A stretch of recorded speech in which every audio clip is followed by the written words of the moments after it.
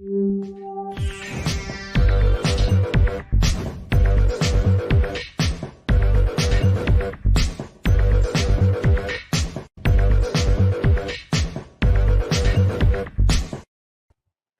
everybody, welcome to the show. You know where you are, the 9 at 9 with me, Tigo. And you know how I love bringing in experts. Oh yes, I do.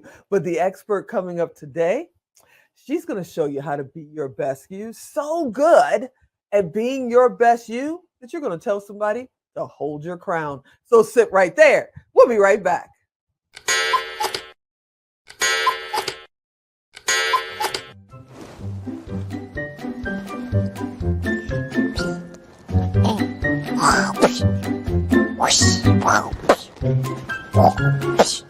Emmett, do you want to play with me? Yeah, I can't play right now. I'm doing show notes.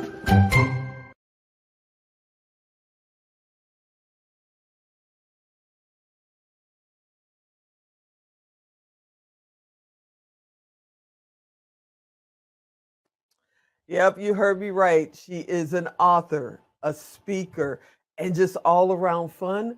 But she knows what it means to create an anthology book. We're going to talk about that. And she knows what it means when you say, hold my crown. That's right. Michelle Mras is here, and we're about to chat with her. Hey, Michelle, what's happening? Hey, I'm doing well. How are you? I am doing awesome because I got through your last name. It's only 4 letters, but it's been tripping me up all day. I'm so excited. How did you, get into being a writer, being a coach? What made you decide to go down that path? It was an accident. I used to write speeches for political campaigns. And in 2014, I was in a car accident that wiped out my memory. And so I was trapped in my body for just over 2 years and lost my life. And I had to reinvent myself. And one of the things that stayed was this ability to talk. and I shared my experience of being locked in my head for 2 years and being fully cognizant. So that's what started me on this path of speaking. And then people were like, how are you moving? How are you doing this kind of stuff? And that's when it got me into coaching. And I joined the John Maxwell team and I just kept going.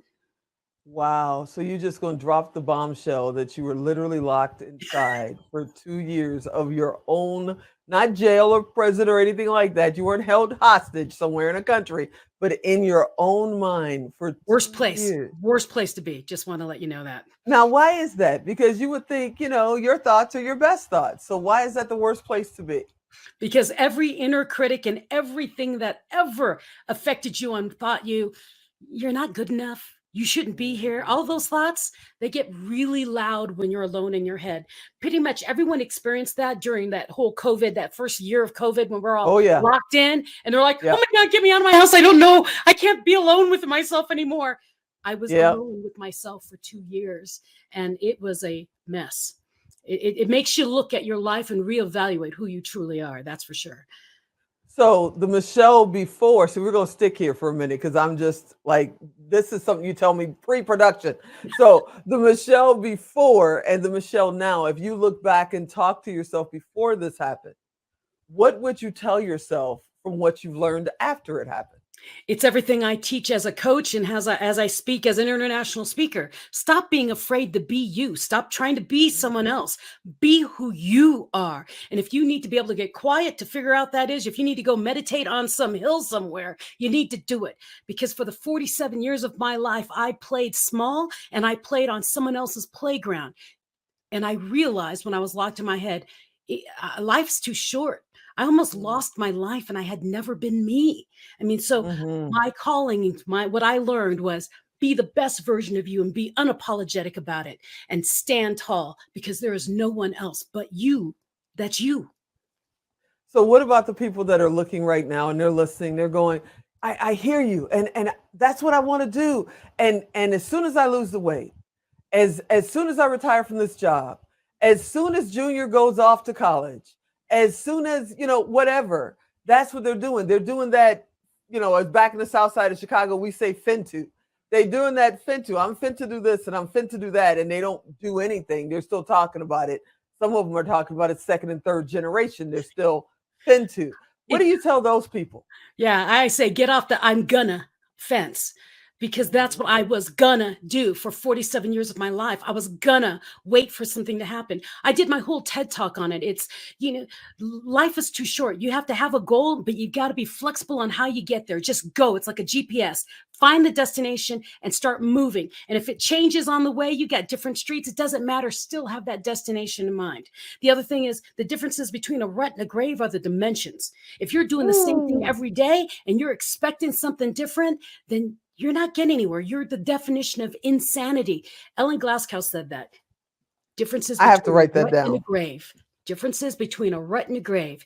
And the last thing is, you know, you have to eat dessert first. I spent 47 years of my life playing small and, oh, I'm not going to wear my good jewelry until this party. Oh, when I lose 50 pounds, then I'm going to wear that dress. I had all these things I was gonna do. And then here I was locked in my body thinking, this is it. I'm going to die trapped in this. And I never lived. Wow. See, Life's I'm too hearing short. you. Yeah, I hear you. And I come from the generation, you know, my mother had the plastic on the sofas and the runners running through the house. And you couldn't sit on the good part, you know, don't sit in my living room, don't do this, don't do that. And she kept it that way until they sold the house when they retired and they gave the furniture away. And I'm going, please make sense out of that for me. You never used a major part of your home because you were saving it for what? And a lot of people are doing just that. It's like some people, the light went bing when COVID hit. Yeah. They're like, you know, life's too short, I gotta go. And some people actually went further in because they got so scared and they're going, you're saying, you know, be the best you. What about the people that say, I don't know who I am? How do I find me first? You got to find you. And how you find you, and this is what a lot of my being the best you and unapologetically you, ask yourself the question, what did you get in trouble for when you were in school? When you were in elementary school, before you were tainted by all your friends around you, what did you get in trouble for? I was the one who always had my nose in the corner for talking too much. I was the one who was always being put in the back of the room or being sent to the principal because I was too busy stopping people from fighting and compromising with people. It's what I do for a living now. I am a speaker. I'm a coach. I guide people and I inspire people. It's what I do. So, what do you do? What did you get in trouble for? It's what we naturally tend to do. And as we get older, we're being told, don't do that. That's not what everyone else does. Don't do that. It's what sets us apart. So Yeah. find what that is. And if you don't even have a clue and you have a basic inkling, start walking towards that because you don't want something catastrophic like what happened to me, being locked in your head for 2 years to figure it Yeah. out. Listen to Yeah. people like me who had to suffer and go find it. Yes, you may have a 9 to 5 job, but you know you like to paint.